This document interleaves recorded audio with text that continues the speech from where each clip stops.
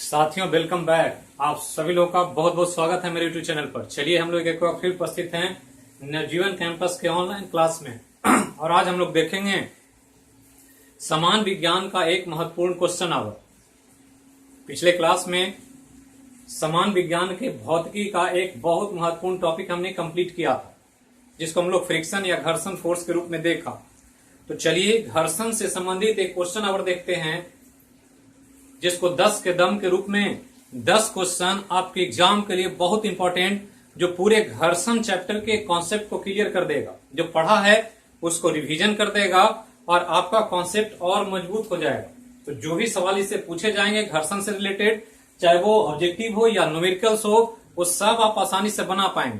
तो चलिए शुरू करते हैं। सब लोग रेडी हो जाइए और एक चीज ध्यान रखना है कि क्वेश्चन आवर जब भी आएगा तो रात्रि 9:30 PM में आएगा। जैसे कल हमने किया वैसे ही क्वेश्चन आवर का जो भी क्लास होगा वो रात्रि 9:30 PM में ही होगा, ये ध्यान देना है। तो चलिए क्वेश्चन आवर को शुरू करते हैं। तो जो लोग जुड़े हुए हैं आपके संपर्क में, सबको लिंक शेयर कीजिए और इस टीम को बड़ा कीजिए, क्योंकि टेस्ट और परीक्षा में तभी मजा आता है जब अच्छे अच्छे योद्धा मैदान में हो। तभी आपको लड़ने में मजा आएगा, क्वेश्चन को बनाने में मजा आएगा और आपको लगेगा कि हमारी क्या स्थिति है और किस स्थिति में हम एक दूसरे को शेयर कर रहे हैं। तो ध्यान रखना है। चलते हैं क्वेश्चन आवर को देखते हैं। और ये हमने फ्रिक्शन चैप्टर से 10 महत्वपूर्ण क्वेश्चन आपके लिए रखा है। एक भी क्वेश्चन गलत नहीं होना चाहिए।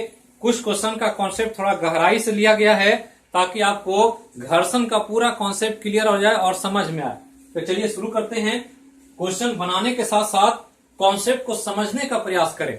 क्वेश्चन में आंसर मिलाना जरूरी है, लेकिन उससे ज्यादा जरूरी है कि हम उसके कॉन्सेप्ट को समझें, ताकि आगे आने वाले समय में जो भी इससे संबंधित कुछ भी कॉन्सेप्ट घुमा करके क्वेश्चन पूछा जाए आप आसानी से बना सके। तो चलिए 10 के दम के लिए तैयार होइए और 10 में 10 राइट करें। और हम देख रहे हैं कि आने वाले समय में धीरे धीरे सबका 10 का 10 सही हो रहा है। ये मेरे लिए अच्छी बात है कि ये चैनल अपने लक्ष्यों और अपने उद्देश्यों के प्रति सही दिशा में काम कर रहा है। तो चलिए शुरू करते हैं। पहला क्वेश्चन है कि घर्षण एक राशि है। तो घर्षण एक फिजिकल क्वांटिटी हमने पढ़ा था, तो उसी के बारे में पूछ रहा है कि घर्षण एक राशि है और यहां ऑप्शन दे रहा है सदिश है, अदिश है, व्युत्पन्न है, एक से अधिक सही है। तो क्वेश्चन बनाइए जल्दी से कि घर्षण कैसी राशि, सदिश है कि अदिश है, कि सी ऑप्शन में व्युत्पन्न है, कि डी एक से अधिक सही है। तो हमने कहा था पहला क्वेश्चन का आंसर हम करने जा रहे हैं। तो सॉल्यूशन में पहला का जो हमने बताया था आपको कि घर्षण is a type of force. घर्षण क्या है? एक प्रकार का बल है। और बल जब हो गया तो बल में क्या होगा? एक दिशा होगा। जब भी बल लगाएंगे तो किसी खास दिशा में लगाएंगे। और जब दिशा हो गया बल में, तो जो क्वांटिटी जिसमें दिशा होता है मैग्नीट्यूड के साथ साथ, उसको हम सदिश राशि कहते हैं। ये ध्यान रखना। तो सदिश राशि क्यों? क्योंकि फोर्स है और फोर्स डायरेक्शन वाला होता है और डायरेक्शन वाला राशि को सदिश राशि कहते हैं। दूसरा कि फ्रिक्शन फोर्स जो एफ आर होता है वो डिपेंड करता है, हमने पढ़ा है म्यू इंटू एन पर। ये डिपेंड करता है फ्रिक्शन फोर्स। तो यहां पर फ्रिक्शन फोर्स क्या है? बल है। और बल जो है क्वांटिटी डिपेंड कर रहा है किस पर? म्यू पर और एन पर। म्यू क्या है? घर्षण गुणांक है और एन नविलम फोर्स है, नॉर्मल फोर्स है। तो दोनों पर डिपेंड कर रहा है फ्रिक्शन। और जब दो या दो से अधिक राशि पर कोई राशि निर्भर करे तो ऐसे राशि को हम व्युत्पन्न राशि कहते हैं, डिराइव्ड क्वांटिटी। तो ये ध्यान रखना है। मतलब सदिश भी है और व्युत्पन्न भी। अदिश तो नहीं है, लेकिन दो आंसर सही होने की वजह से आपका आंसर सही हो रहा है। कौन? तो आंसर डी। तो बिल्कुल सही। बहुत लोग अच्छा बना रहे हैं और कुछ लोग कंफ्यूजन में। तो कंफ्यूजन में जो है वो वीडियो को पहले से देखें प्लेलिस्ट में जाकर के। वहां पर आपको व्युत्पन्न राशि, मौलिक राशि सब समझाया गया है। तो सब एक दूसरे से रिलेटेड है। पहला टॉपिक, दूसरा टॉपिक सब सिस्टमेटिकली बताया गया है। तो उसको ध्यान रखना। आगे चलें तो बहुत इंपॉर्टेंट क्वेश्चन है दूसरा। कह रहा है घर्षण की दिशा होती है, मतलब फ्रिक्शन का डायरेक्शन किधर होता है ये पूछ रहा है। ऑप्शन दे रहा है लगाए गए बल के विपरीत, दूसरा पिंड के गति के विपरीत, तीसरा पिंड के गति की दिशा में, और चौथा ए और बी दोनों सही है। मतलब ए ऑप्शन और बी ऑप्शन दोनों सही है। क्या आंसर होगा? क्या आंसर होगा? तो कुछ लोग कह रहे हैं पिंड के गति के विपरीत, कुछ लोग कह रहे हैं लगाए गए बल के विपरीत, और कुछ लोग कह रहे हैं डी, ए और बी। तो आंसर जो सही होगा ए और बी सही होगा, ये ध्यान रखना। अब यहां ध्यान दें, दूसरा क्वेश्चन हमने कहा कि फ्रिक्शन फोर्स की दिशा किधर होती है। तो हमने कहा था कि फ्रिक्शन क्या है, एक फोर्स है, और ये फोर्स जो लगता है वो क्या करता है, तो फोर्स जो ये लगता है यह पिंड के गति का विरोध करता है, पिंड के गति का विरोध करता है। मतलब क्या है कि पिंड चलना चाहेगा तो उसको ये रोकना चाहेगा, हमने बताया था। तो गति अगर पूरब की तरफ है तो फ्रिक्शन उसको धकेलेगा आगे से, तो पश्चिम की तरफ हो जाएगा। उत्तर जाना चाहते हैं तो धकेलेगा तो दक्षिण धकेलेगा। मतलब पिंड के गति के विपरीत दिशा में, तो सही है ही। और ये हमने कहा था कि अगर ऐसे पिंड हो और ये पिंड चल नहीं रहा हो, ऐसे फोर्स लगा दें, तो फोर्स आप इधर लगाएंगे तो फ्रिक्शन फोर्स इसके सतह के बीच में इधर लगेगा, आप इधर धकेलेंगे और फ्रिक्शन फोर्स इधर, मतलब लगाए गए बल के क्या होगा, विपरीत होगा। और पिंड जिधर चलना चाहेगा उस गति का विरोध करेगा, अर्थात गति के भी विपरीत होगा। तो गति के भी विपरीत होगा और लगाए गए बल के भी विपरीत होगा। इसलिए हमने कहा आंसर क्या होगा, डी होगा। ए भी सही है और बी भी सही है। तो इसी तरह से आपको कॉन्सेप्ट को सोचना है, आपको आंसर मिलाने के साथ साथ पूरा फिजिक्स का या विज्ञान का कॉन्सेप्ट क्लियर होना चाहिए, तभी आप चीजों को समझ पाएंगे। और कोई क्वेश्चन अगर कठिन होगा तो आप उसको आसानी से बना पाएंगे, कोई कठिनाई नहीं होगी आपको एग्जाम। तो चलिए आगे चलते हैं। तीसरा सवाल बहुत इंपॉर्टेंट है। तीसरा सवाल कई बार एग्जाम में पूछा गया है। कह रहा है कि एक वाहन है और उस वाहन के पहिए पर घर्षण बल की दिशा होती है। बहुत इंपॉर्टेंट सवाल है। पहला ऑप्शन है पीछे की तरफ, दूसरा ऑप्शन है आगे की तरफ, तीसरा है पृथ्वी पर लंबवत, और चौथा है सभी। तो कोई भी वाहन की बात कर रहा है, कोई गाड़ी है, मोटरसाइकिल, साइकिल, कार, ट्रक, बस, ट्रेन, कुछ भी, तो उस पर जो पहिया होता है उसका, उस पहिए पर घर्षण बल किधर लगता है ये पूछ रहा। पीछे की तरफ, आगे की तरफ, पृथ्वी के लंबवत और सभी। तो तीसरा क्वेश्चन है ये, और बहुत कॉन्सेप्चुअल है तीसरा क्वेश्चन। तो यहां देखें कि ऐसे एक पहिया है एक गाड़ी का, यही पहिया है जो मूव कर रहा है। और गाड़ी जब भी चलती है तो गाड़ी के चलने के कॉन्सेप्ट पर ध्यान देना है कि गाड़ी कैसे चल रहा है और चलने के लिए पहिया क्या करता है। तो अगर गाड़ी कहीं भी जाएगी, गाड़ी को आगे जाना है, ऐसे गाड़ी को आगे जाना है, तो आगे जाने के हिसाब से लगता है क्या होगा, इधर लगना चाहिए फ्रिक्शन फोर्स, पीछे। तो ऑप्शन लगता है क्या है, गाड़ी के पहिए के पीछे की तरफ चलता है, लगता है फ्रिक्शन फोर्स। क्योंकि गाड़ी क्या है, आगे जा रही है, तो फ्रिक्शन फोर्स पीछे होना चाहिए, घर्षण का नियम कहता।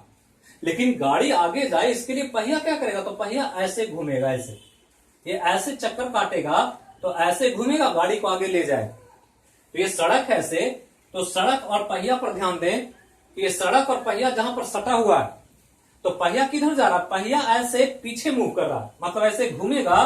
तो इस पॉइंट पर जहां टच कर रहा है ये पीछे जाना चाहेगा पहिया, तो पहिया किधर जाना चाहेगा, ऐसे आगे जाना, ऐसे घूमेगा, तो यहां जो टच कर रहा है ये पीछे जाएगा। तो जाना चाह रहा है पहिया किधर, पीछे। तो जब पीछे जाना चाह रहा है तो फ्रिक्शन फोर्स इसके और सतह के बीच किधर लगेगा, आगे लगेगा। क्योंकि ऐसे पहिया घूमेगा और जहां टच करेगा वहां पर पहिया क्या होगा, पीछे भागेगा, पीछे जाएगा तो राउंड ऐसे घूमेगा ये, तो पीछे भागेगा। तो जब गति पीछे की तरफ है तो फ्रिक्शन फोर्स किधर होगा, आगे की तरफ होगा। तो गाड़ी को आगे ले जाने के लिए पहिया को पीछे की तरफ घूमना पड़ता है, और पहिया जब पीछे घूमेगा तो फ्रिक्शन फोर्स जो होगा वो आगे की तरफ होगा।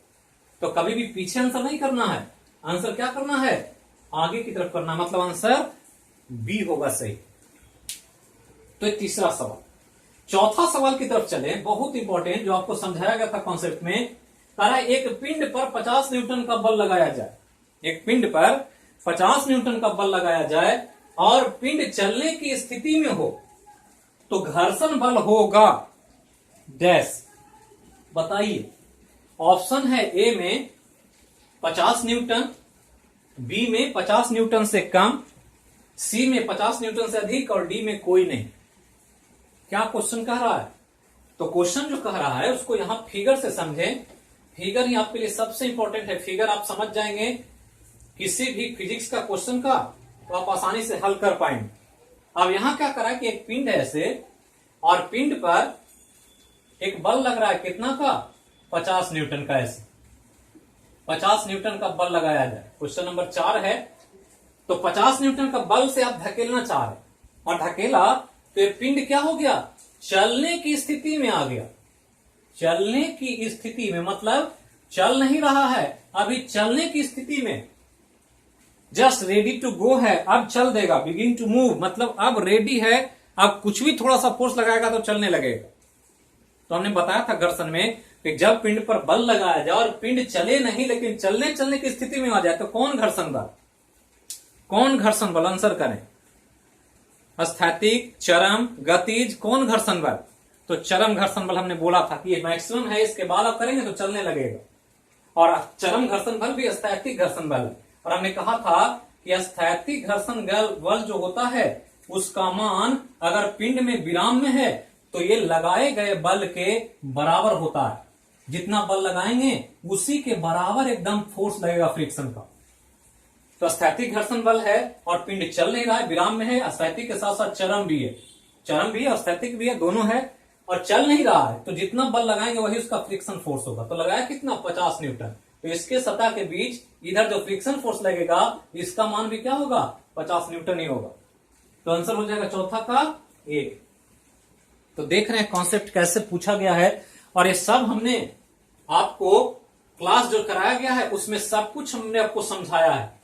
अभी डिपेंड करता है कि आप कितना समझ करके कितना इंप्लीमेंट करते हैं।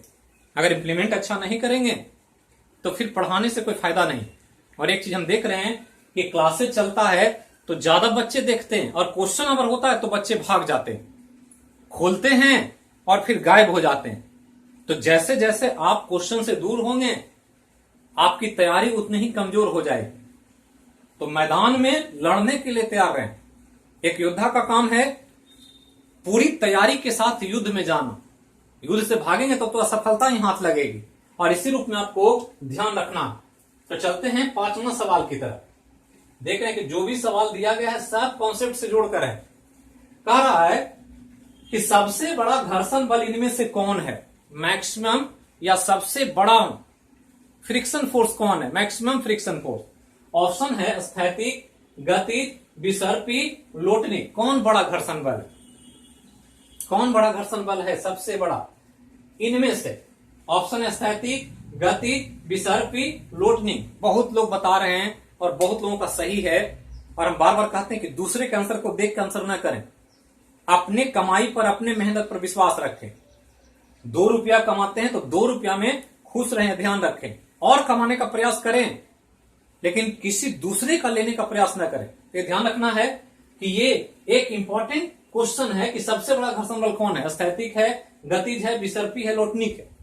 तो हमने एक चीज बताया था ट्रेंड कि स्थैतिक घर्षण बल बड़ा होता है और स्थैतिक से छोटा होता है गतिज और गति से छोटा होता है विसर्पी और विसर्पी से छोटा होता है लोटनी। ये हमने बताया है। और स्थैतिक से भी बड़ा होता है चरम। ये ट्रेंड आपको हमने समझाया था। एक पिंड है ऐसे और पिंड ऐसे है और ये विराम में है और ये फोर्स लगाया जाएगा और चलेगा नहीं, फोर्स लगाने पर तो स्थैतिक होगा।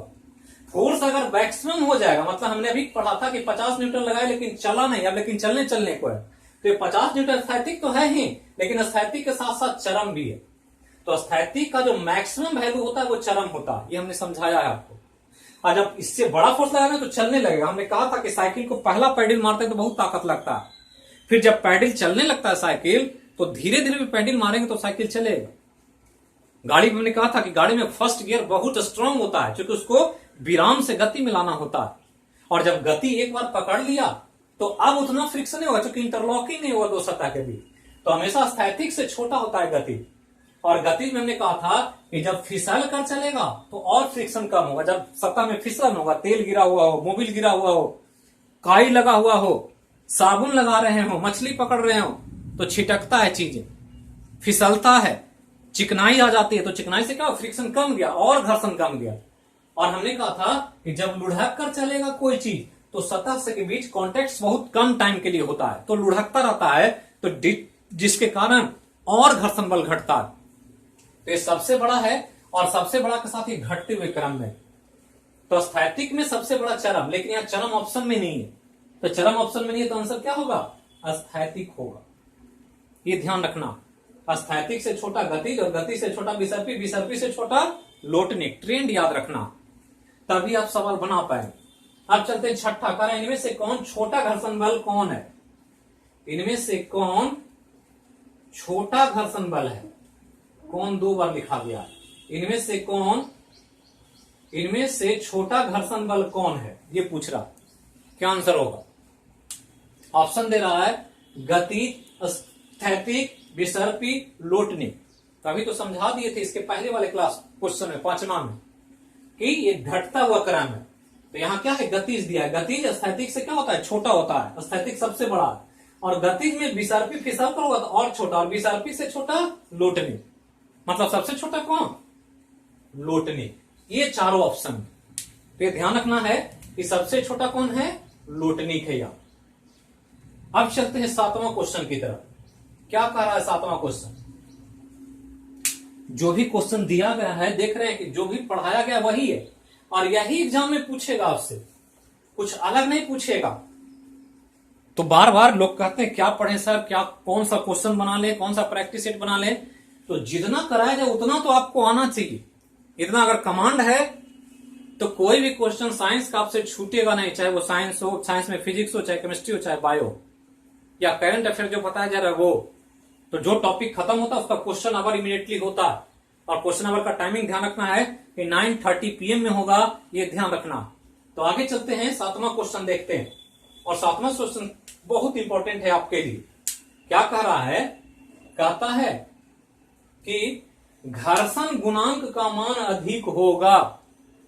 घर्षण गुणांक का मान अधिक होगा खाली जगह में कौन से घर्षण में?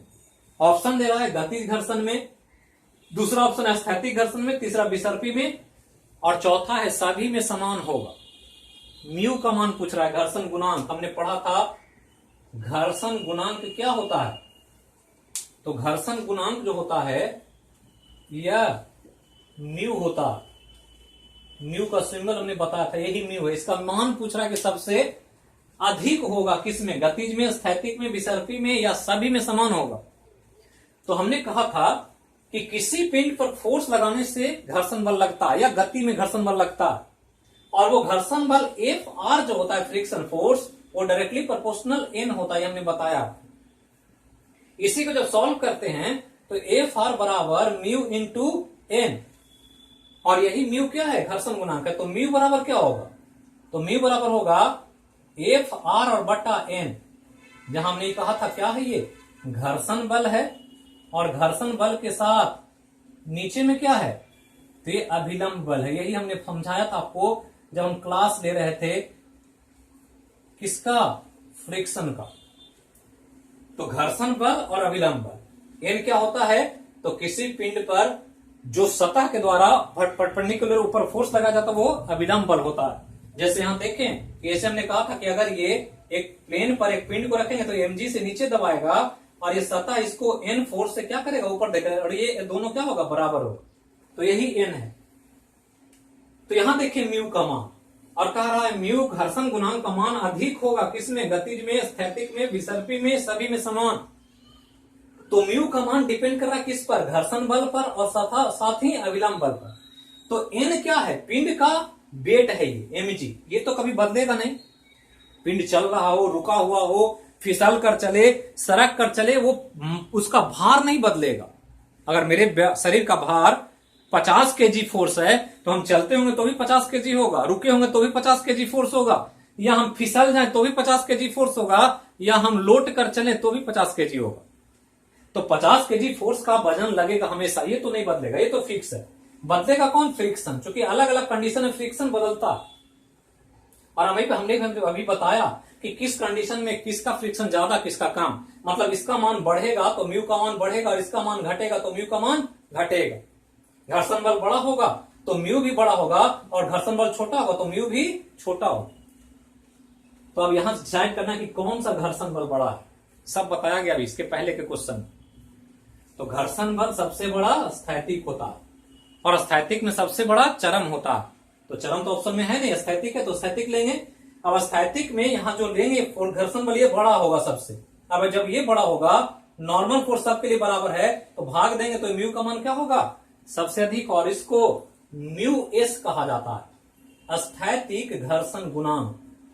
ये ध्यान रखना है और ये याद रखना है कि स्थैतिक घर्षण गुणांक का मान ही सबसे अधिक होता है जो स्टैटिक फ्रिक्शन में लगेगा।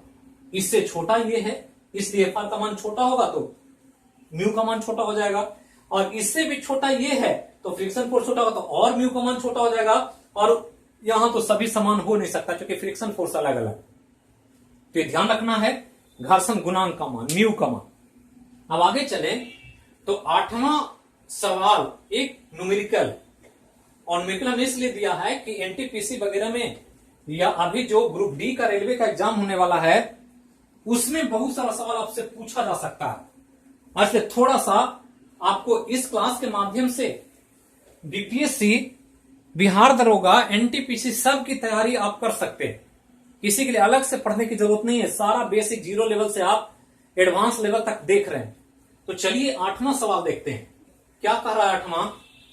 तो कहता है कि 200 केजी के पिंड पर 100 केजी फोर्स का बल लगाया जाए तो स्थैतिक घर्षण गुणांक का मान होगा, क्या होगा। यही हमने पढ़ा अभी, यही पढ़ा कि एफ आर जो होता है वो म्यू इंटू एन होता है, ये हमने पढ़ा अभी। एफ आर बराबर म्यू इंटू एन होता, और इसलिए म्यू बराबर अभी पढ़ा क्या, एफ आर बटा एन, जहां ये घर्षण बल है और ये नॉर्मल फोर्स है। तो यहां दे रहा है कि 200 केजी का एक पिंड है, एक पिंड है ऐसे 200 केजी का ऐसे रखा हुआ, इसका वजन 200 केजी दे दिया, और कह रहा है कि इस पर 100 केजी फोर्स का बल लगाया जाए, 100 केजी फोर्स का बल लगा दिया जाए। तो ये 100 केजी फोर्स का बल लगा देंगे तो म्यू का मान कितना होगा इन दोनों के सतह के बीच का। तो म्यू का मान कैसे निकलेगा, क्या फ्रिक्शन फोर्स पता हो और इसका एन पता हो तो हम निकाल सकते हैं। तो फ्रिक्शन फोर्स कौन है, ये एफ आर इधर और ये एन, तो कितना होगा एफ आर फ्रिक्शन फोर्स का मान, कितना होगा फ्रिक्शन फोर्स। तो 100 केजी फोर्स लगाया, पिंड स्थैतिक घर्षण में है, तो स्थैतिक घर्षण में जितना फोर्स लगाते हैं उतना ही उसका घर्षण बल होता है। उतना ही हमने पढ़ा है अभी कि 50 न्यूटन का बल लगाए, नहीं चला विराम में, ये तो 85 न्यूटन होगा। तो 100 केजी फोर्स हो गया, 100 केजी फोर्स, और बटा एन कितना, तो 200 केजी का है तो फोर्स से दबाएगा तो 200 केजी फोर्स का ये बल लगेगा नीचे की तरफ। तो 200 केजी फोर्स नीचे की तरफ, इसका नॉर्मल फोर्स हो गया जो mg के कारण लग रहा है, और 100 केजी फोर्स आपने लगाया था, तो एफ आर 100 केजी और नॉर्मल फोर्स 200 केजी, तो कटेगा केजी फोर्स, क्या मिलेगा 1/2 मिलेगा, और इसलिए म्यू का मान कितना होगा 0.5 होगा। तो आंसर कितना 0.25, 0.5, 0.75 कौन, तो 0.5। और हमने कहा था कि म्यू का मान हमेशा 1 से कम ही होगा, 1 से ज्यादा तो कभी होगा ही नहीं। तो जिसको समझ में ना आए और क्वेश्चन में अगर उस तरह का ऑप्शन रहे तो ऑप्शन से भी आप छांट सकते हैं। जब भी होगा वैल्यू म्यू का 1 से कम होता है, ये हमने बताया आपको क्लास में। तो ये तो सभी चारों 1 से कम है, मतलब तीनों, यहां तो कोई नहीं है, तो चारों में जो ऑप्शन सही है वो क्या है 0.5 है। 9वां क्वेश्चन देखते हैं। 9वां क्वेश्चन बहुत सिंपल है और बार बार पूछा जा सकता है। तो 9वां क्वेश्चन को ध्यान दें थोड़ा सा कि क्या कह रहा है ये। तो 9वां क्वेश्चन पढ़िए और बनाइए, चूंकि न्यूमेरिकल है तो बनाना पड़ेगा, यहां तो रटने से काम चलेगा नहीं। हिस्ट्री, ज्योग्राफी, पॉलिटी नहीं है कि आप रट लेंगे तो काम चल जाए। यहां कह रहा है घर्षण गुणांक का बीमा है, डायमेंशन पूछ रहा है घर्षण गुणांक का। ऑप्शन है एम एल टी -2 पहला, दूसरा है M0 L0 T0, तीसरा है ML2 T -2 और चौथा M0 L T -2। 4 ऑप्शन। तो यह भी हमने पढ़ा था घर्षण गुणांक म्यू, और म्यू बराबर अभी बताया गया, 9वां सवाल है, अभी बताए थे फॉर्मूला क्या, म्यू बराबर एफ आर और बटा क्या एन, एफ आर बटा एन। एफ आर क्या है घर्षण बल, एफ आर क्या है घर्षण बल, और एन क्या अभी बताया हमने, तो हमने कहा एन अभिलंब बल है।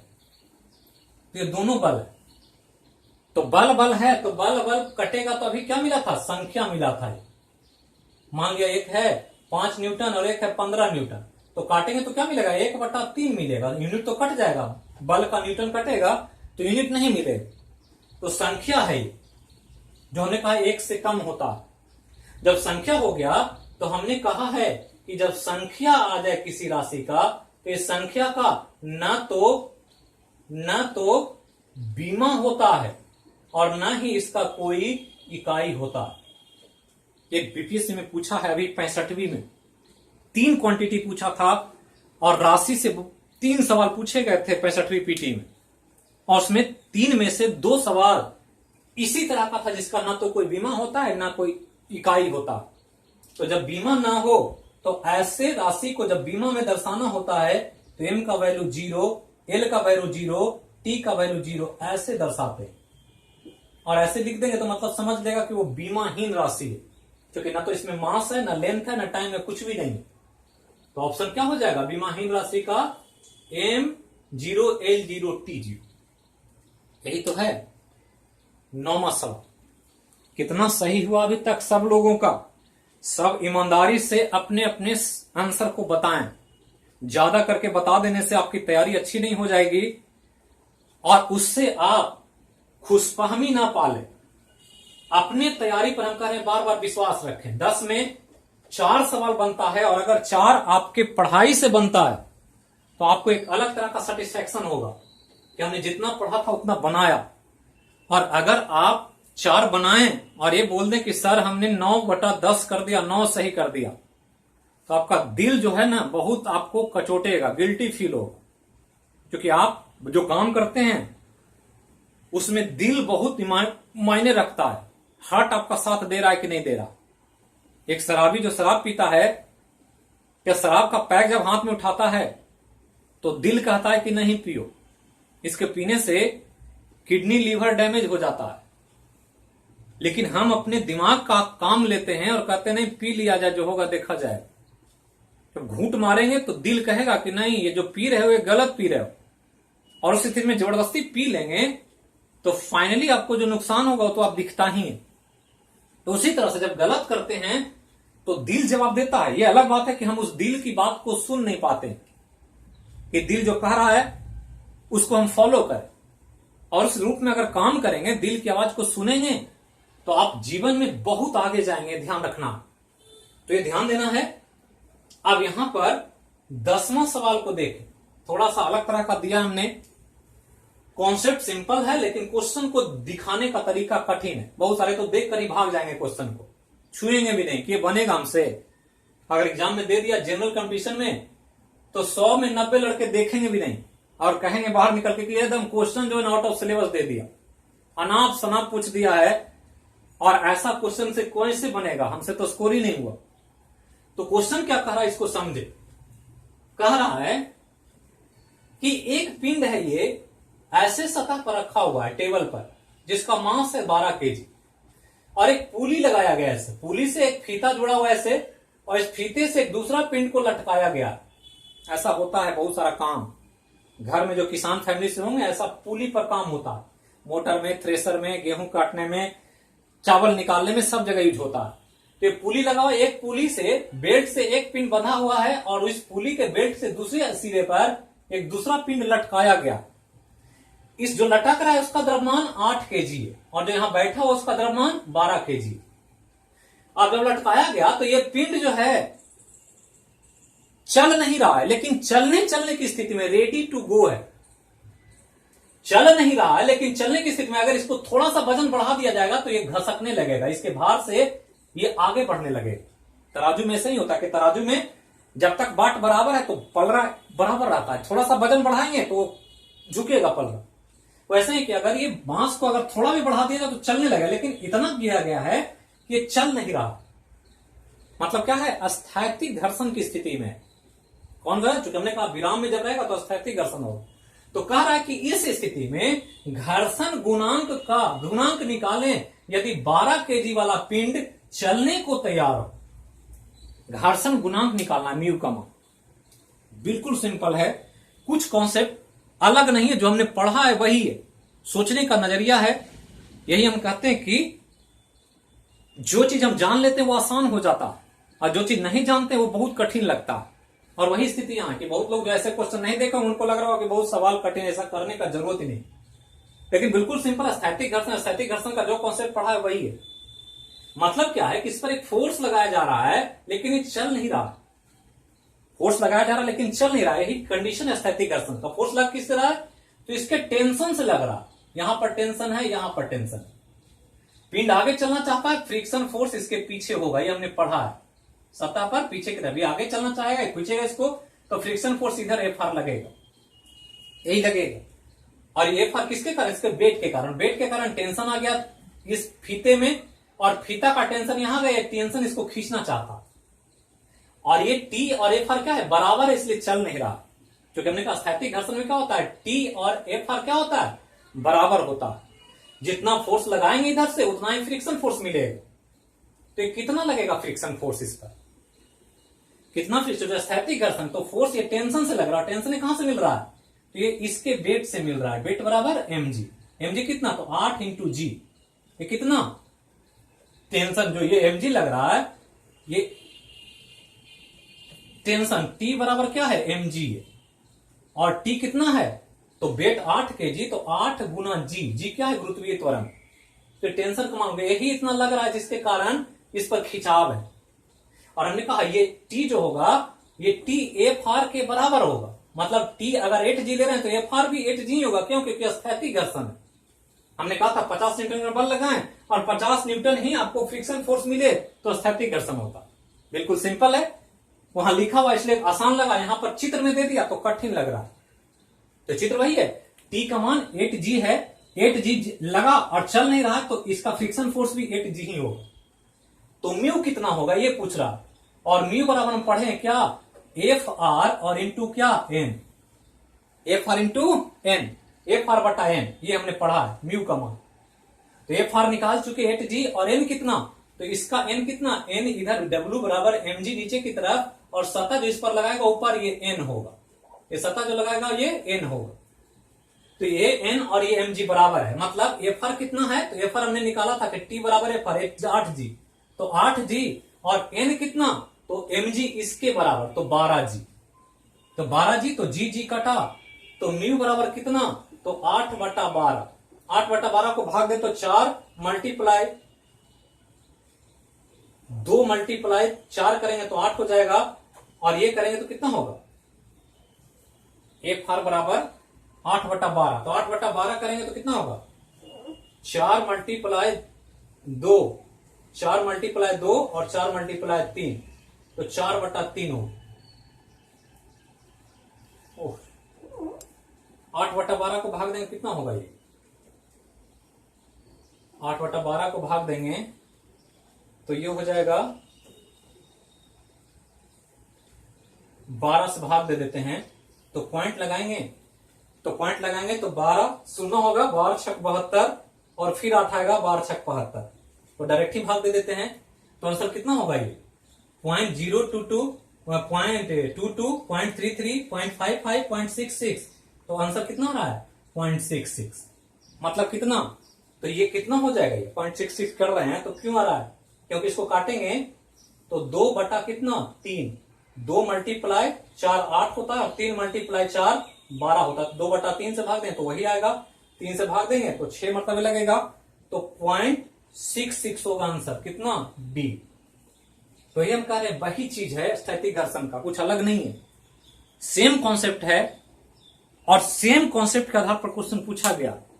यहां जो थ्योरेटिकल था वो पढ़ा गया, और यहां थोड़ा सा न्यूमेरिकल बेस्ड में जो टेक्निकल कॉन्सेप्ट होता है उसके आधार पर पूछा गया।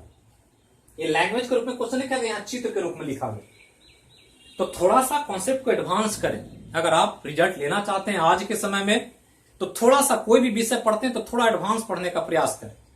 तो ध्यान रखना है। बाकी फिर मिलेंगे अगले क्लास में अगले विषय के साथ।